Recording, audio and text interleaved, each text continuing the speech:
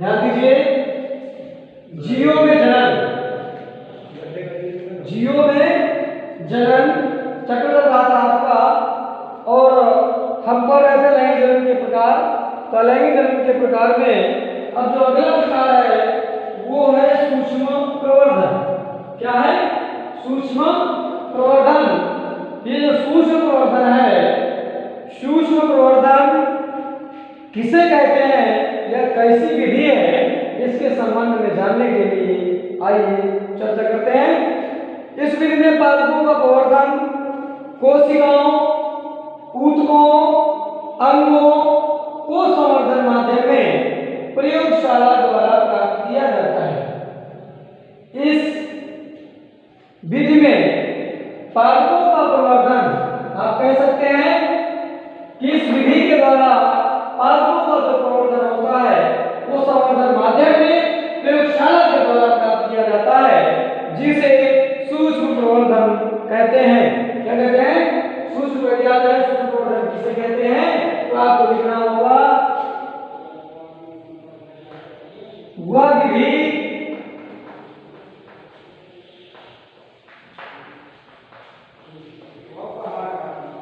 जिसमें पादपों का प्रवर्धन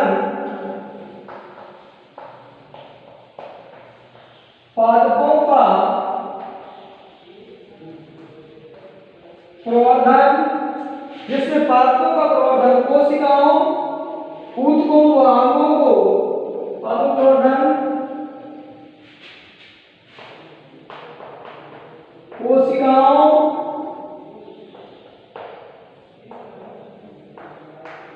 ऊतकों व अंगों को संवर्धन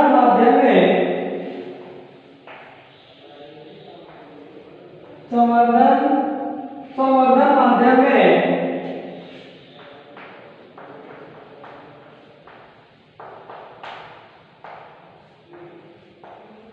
प्रयोगशाला में प्राप्त किए जाते हैं, या प्रयोगशाला द्वारा प्राप्त किए जाते हैं।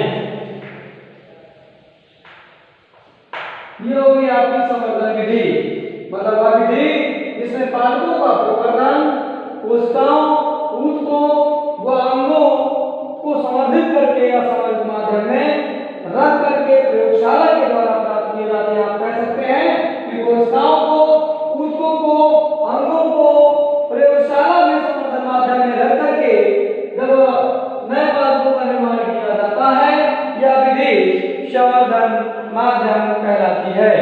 यह संवर्धन प्रवर्धन और सूक्ष्म प्रवर्धन कहलाती है। माफ करिएगा, सूक्ष्म प्रवर्धन कहलाती है। अब देखिए इससे लाभ, सूक्ष्म प्रवर्धन से लाभ, सूक्ष्म प्रवर्धन से लाभ, क्या लाभ है इससे?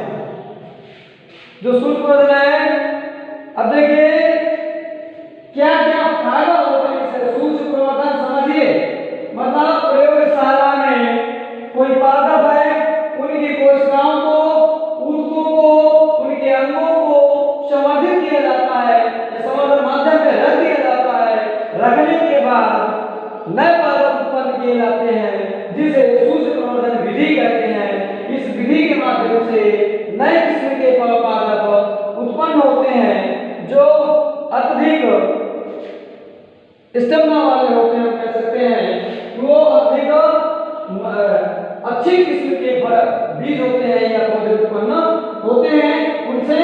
ये हो गया आपका सूक्ष्म प्रवर्धन। सूक्ष्म प्रवर्धन के लाभ क्या क्या है, एक हेडिंग को मैं बार बार रिपीट कर रहा हूं, मुझे लग रहा है कि आपकी समझ में आ रहा होगा। सूक्ष्म प्रवर्धन से लाभ क्या है? सूक्ष्म प्रवर्धन से लाभ, सूक्ष्म प्रवर्धन के द्वारा विषाणु जनित रोगों से मुक्त पादप प्राप्त किए जाते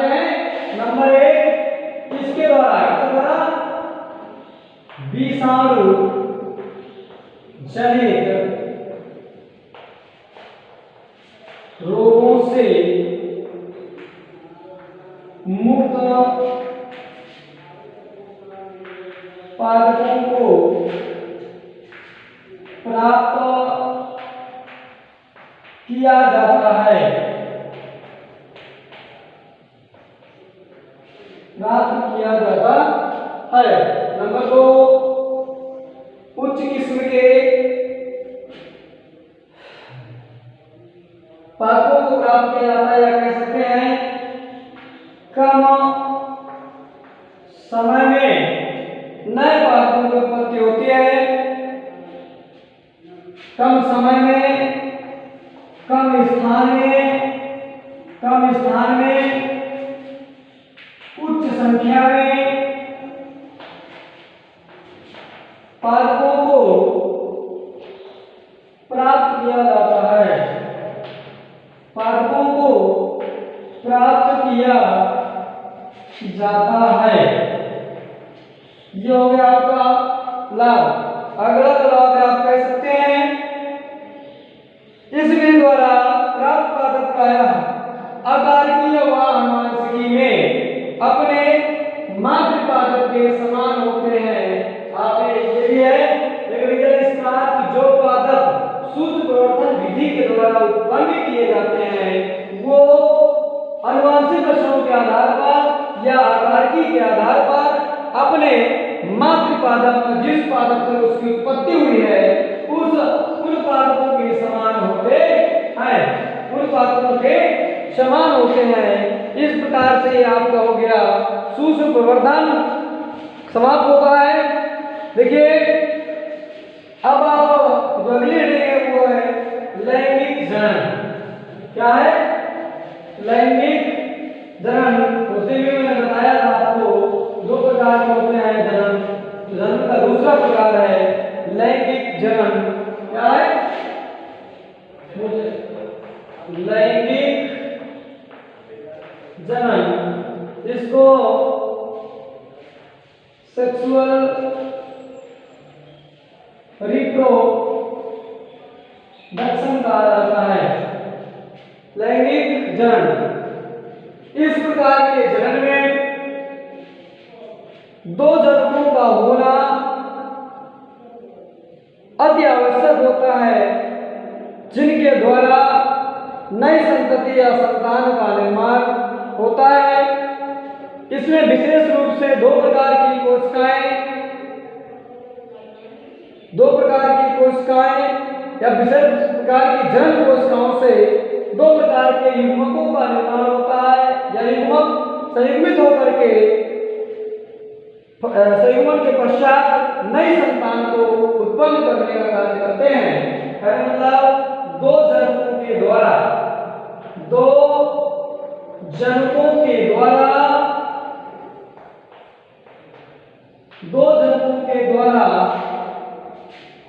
नई संतति उत्पन्न करने की विधि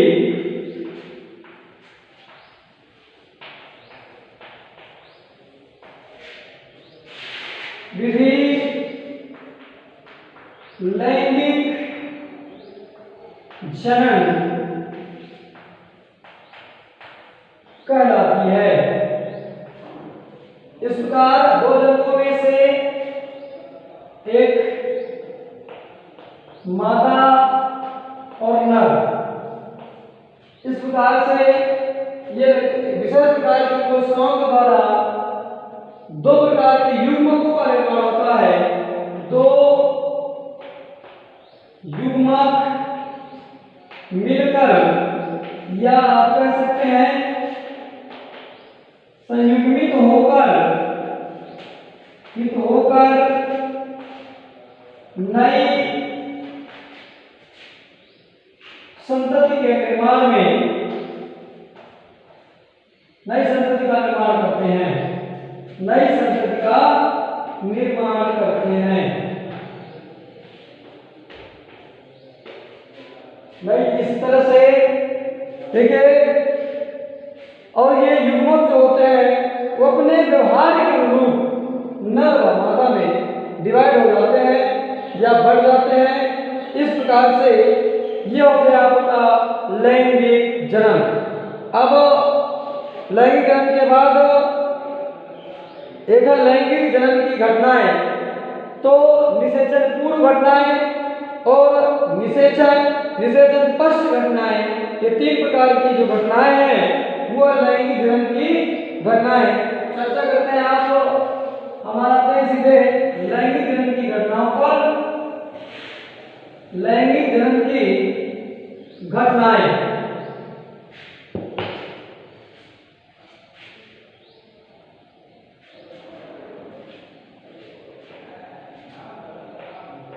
लैंगिक जन्म की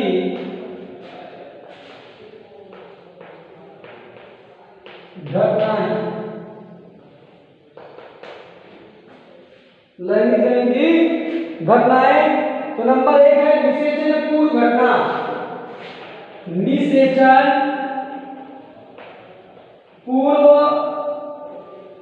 घटना या निषेचन पूर्व घटनाएं मतलब घटनाएं निषेचन पूर्व घटना। निषेचन के पहले क्या घटित होता है? देखिए इसमें 2 मुख्य घटनाएं होती हैं, युग्म जनन तथा युग्मकों का स्थानांतरण। जो निषेचन के पहले संपन्न होता है, युग्मकों के संयोजन या निषेचन से पूर्व युग्मकों के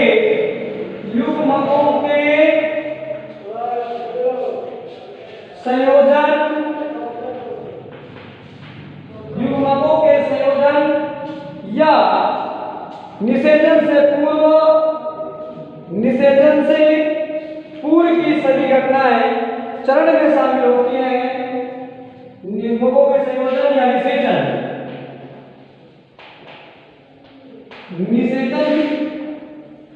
की घटनाएं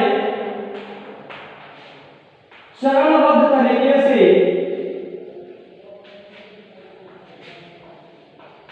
घटित होती हैं, घटित होती हैं।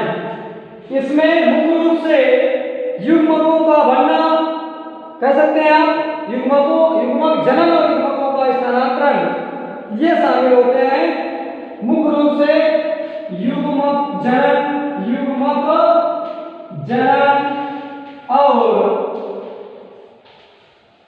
युग्मकों का स्थानांतरण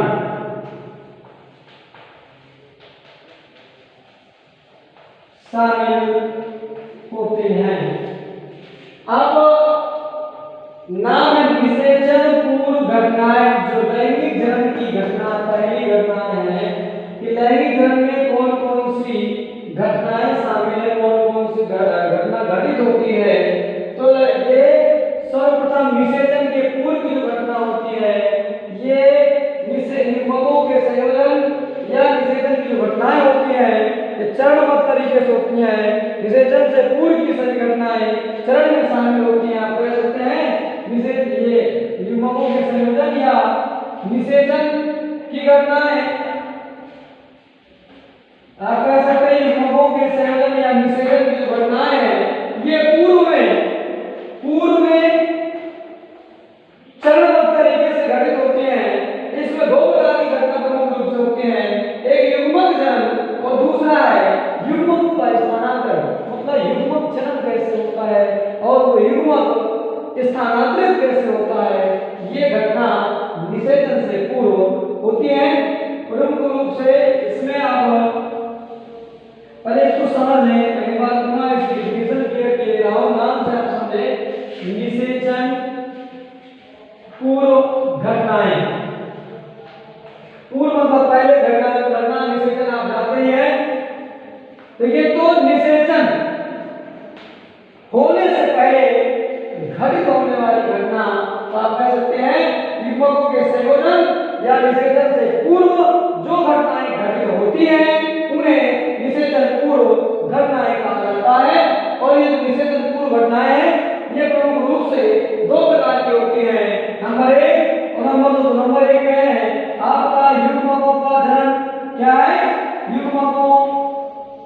का जनन या युग्मक जनन कह सकते हैं। दूसरा है युग्मकों का स्थानांतरण, युग्मकों का स्थानांतरण, स्थानांतरण। पहला हो गया युग्मकों का जनन, दूसरा हो गया युग्मकों का स्थानांतरण। मतलब युग्मकों का जनन कैसे संपन्न होता है, फिर वो जब जन्म हो जाता है युग्मक का तो युग्मक जो होते हैं वो स्थानांतरित कैसे होते हैं, ये दोनों घटनाएं संपन्न होती है निषेचन से पहले। युग्मकों का जन्म कहाँ होता है, युग्मकों का स्थानांतरण कैसे होता है, ये दोनों घटनाएं मुख्य रूप से निषेचन पूर्व की घटनाएं होती हैं। जो लैंगिक जन्म की घटना है उसकी पहली घटना निषेचन पूर्व घटना। तो मतलब मेरे कहने का तात्पर्य ये है कि निषेचन से पहले घटित होने वाली घटना को, निषेचन से पहले घटित होने वाली घटना को निषेचन पूर्व घटना कहा जाता है, घटनाएं कहा जाता है। दूसरी जो है वो निषेचन है, ये निषेचन से पहले की थी। इसके बाद जो है वो आपका निषेचन है।